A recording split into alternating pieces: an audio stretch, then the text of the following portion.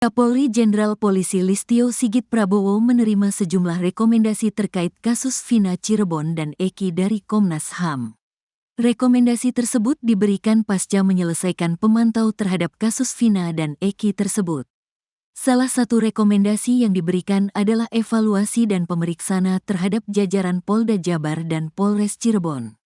Hal tersebut disampaikan Koordinator Subkomisi Penegakan HAM, Uli Parulian Sihombing. Saran evaluasi jajaran Polda Jabar dan Polres Cirebon tersebut karena ada dugaan unprosedural dalam penanganan kasus tersebut. Evaluasi dan pemeriksaan terkait adanya dugaan unprosedural dalam proses penangkapan terpidana pembunuhan Eki dan Vina, ujar Uli, Senin, tanggal 14 Oktober tahun 2024.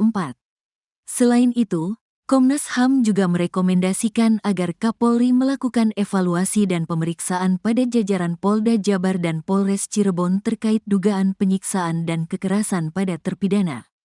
Kekerasan dan penyiksaan tersebut menimbulkan luka-luka pada terpidana.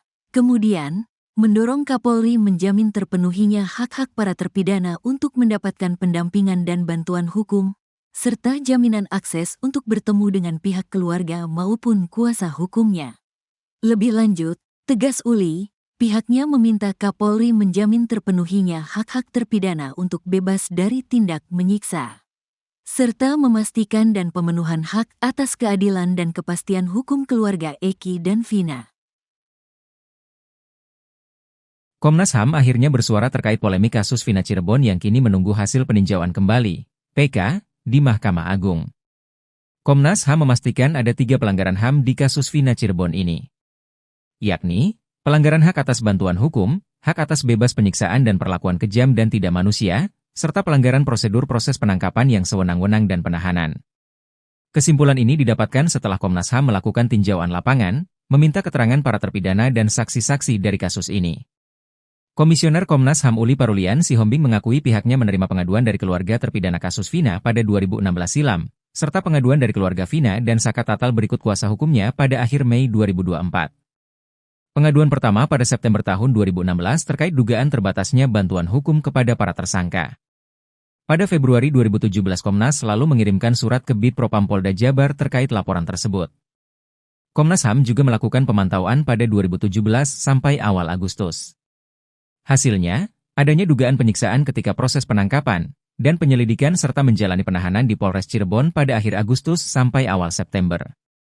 Terkait hal ini, Bid Propam Polda Jabar menggelar sidang kode etik terhadap 3 orang, yakni anggota unit narkoba anak buah Ibtu Rudiana yang menangkap tersangka, lalu penyidik dan petugas tahanan. Sementara penyidik disangsi bersalah karena ada pelanggaran prosedur para tersangka tidak didampingi advokat pada proses awal penyidikan di Polres Cirebon. Sementara petugas tahanan diduga melakukan kekerasan. Komnas HAM memastikan ada 3 pelanggaran HAM di kasus Vina Cirebon ini, yakni pelanggaran hak atas bantuan hukum, hak atas bebas penyiksaan dan perlakuan kejam dan tidak manusia, serta pelanggaran prosedur proses penangkapan yang sewenang-wenang dan penahanan. Diakui Parulian, nama-nama yang diduga melakukan pelanggaran itu adalah nama-nama yang selama ini beredar di media. Atas temuan itu, Komnas HAM sudah memberikan rekomendasi ke Kapolri lewat Irwasum pekan ini. Selain itu, Komnas HAM juga sudah berkoordinasi dengan LPSK dan memberikan rekomendasi ke Kanwil Kumham Jawa Barat untuk proses tahanan.